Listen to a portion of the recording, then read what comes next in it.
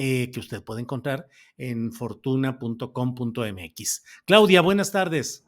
Muy buenas tardes, Julio. ¿Cómo estás? ¿Cómo están todos y todas? Yo muy contenta de poder saludarlos y de coincidir aquí en este espacio astillero. Muy bien, Claudia, muchas gracias. Igualmente, muy contentos de tenerte en este lunes, de tener tu voz, tu opinión. ¿De qué nos quieres hablar? ¿Cuáles son los temas de este día, Claudia? Oye, Julio, parece que me puse de acuerdo con Jacaranda, pero te Ándale. prometo que no.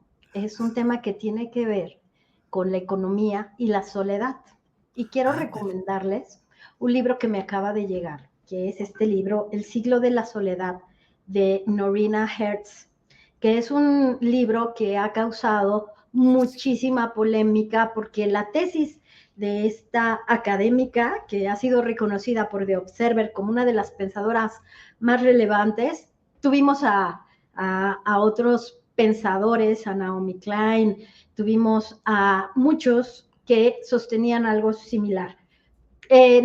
Norina lo que dice, Julio, es que este es el siglo de la soledad, Vaya. que para no sentirnos solos, entonces estamos consumiendo para pertenecer y compartir en las redes sociales. Estoy comiendo aquí en este restaurante, estoy comprando tal cosa, y que algo parecido a lo que sostiene Manuel Castells en Comunicación y Poder es que los políticos se han aprovechado de manera excesiva de ese sentimiento de soledad, que lo interesante, Julio, es que no se generó hace poco, se generó en la década de los 80s y los 90s con el thatcherismo, cuando Margaret Thatcher impulsa la privatización, impulsa la necesidad de que el Estado pues salga de sectores como la educación, como pues la vivienda.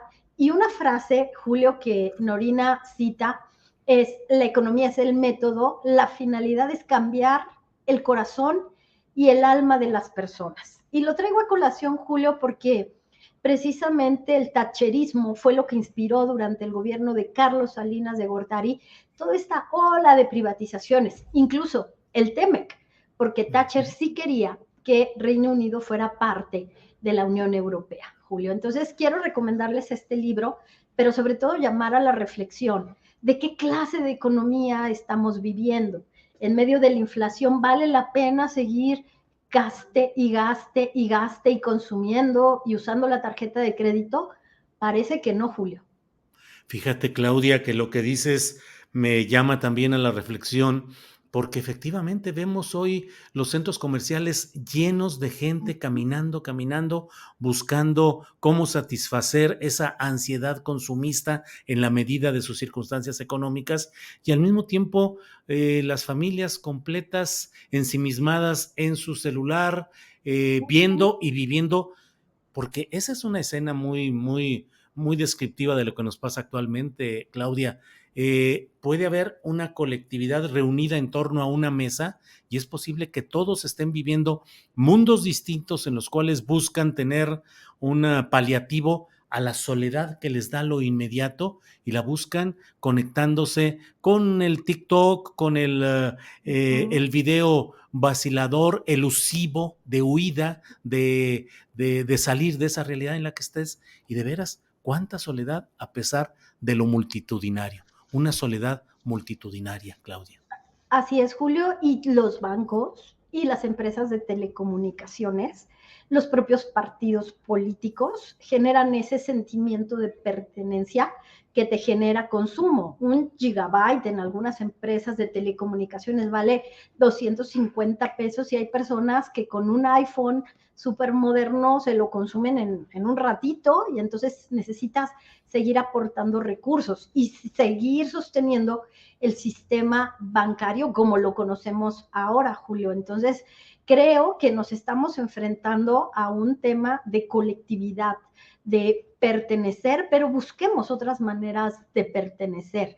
Y también, pues, como dice Jacaranda, que el periodismo de negocios tampoco esté incentivando ese ánimo de consumir, de pertenecer mediante la facturación de tu tarjeta de crédito en un momento en que seguimos con tasas de interés sumamente altas, Julio. Hay por ahí analistas, no, la verdad es que no quiero ser pesimista, pero que aseguran que en el 2024 difícilmente vamos a llegar a esta convergencia del 3% que en algún momento conocimos. La inflación ahora sí o sí será muy alta, Julio. Ujú. Pues sí, Claudia, sí. Incluso mañana publicamos un artículo del economista Arturo Huerta, lo publicamos en julioastillero.com, que habla de las previsiones que él considera todos los elementos, y es un economista de izquierda, es un economista con una visión crítica del neoliberalismo, pero pues él también nos dice todo este tipo de ingredientes que pueden complicar el 2023 y el 2024. ¿Qué otra cosa tenemos por ahí, por fortuna, para escuchar en este día, Claudia? Muchísimas gracias, Julio. Bueno, para esa bonita sección de qué opinan los analistas sobre México, creo que vale la pena recordar lo que pasó con GBM, que es una casa de bolsa, la familia Alonso de Garay, que fueron, pues participaron en la privatización de la banca con Banco del Atlántico en el gobierno de Salinas de Gortari, y luego, bueno, pues siguieron teniendo una participación interesante. Bueno, GBM mandó un estudio a todos sus inversionistas titulado Why México. ¿Por qué México, Julio? En un momento en el que, de acuerdo con Credit Suisse, México es un remanso de paz en medio de la tormenta de déficit que se puede generar por altos niveles de endeudamiento. Porque si bien es cierto, y hay mucha controversia, Julio, de que en México el gobierno del presidente López Obrador sí ha incrementado el nivel de deuda pública, no lo ha hecho ni con mucho en los niveles que tiene. Por ejemplo, Estados Unidos, Julio, 200%. Por ejemplo, Japón, 150%. Bueno, ¿qué decir de Argentina, que tiene tasas de inflación del 80%? Entonces, creo que vale la pena pensar en una economía diferenciada en donde la inversión en activos estratégicos como la tecnología pueda contribuir a generar empleos, Julio, no solamente el consumo, sino hay otro estudio que estamos presentando hoy en la revista Fortuna que tiene que ver con CAF y su visión de qué determina que una persona en América Latina pueda abandonar la pobreza. La única variable es la educación, Julio. Sí, sí, sí, así es, Claudia. Pues muchos temas interesantes y pues ya iremos entrando un poco más adelante a hacer algunas previsiones de cómo vienen los datos para el próximo año y los ingredientes económicos y financieros. Claudia, ¿algo más que desees agregar antes de darte las gracias por tu amabilidad de siempre estar con nosotros? Al contrario, Julio, Adriana y a toda la comunidad astillero, nada más decirles que mañana por favor estén muy pendientes porque en Revista Fortuna vamos a dar a conocer el personaje del año, un poco recuperando y remembrando el producto editorial muy interesante de la revista Time, que aquí en México pues se pueden hacer listas de personas destacadas, ¿no? Los valores menores de 30 o los super ejecutivos, pero ¿quién fue esa persona, Julio? A juicio de los editores de la revista Fortuna y de algunos periodistas, que marcó una diferencia en 2023. Mañana a eso de la mediodía lo vamos a estar liberando y vamos a tener pues la entrega de nuestro primer premio Fortuna, el personaje del año.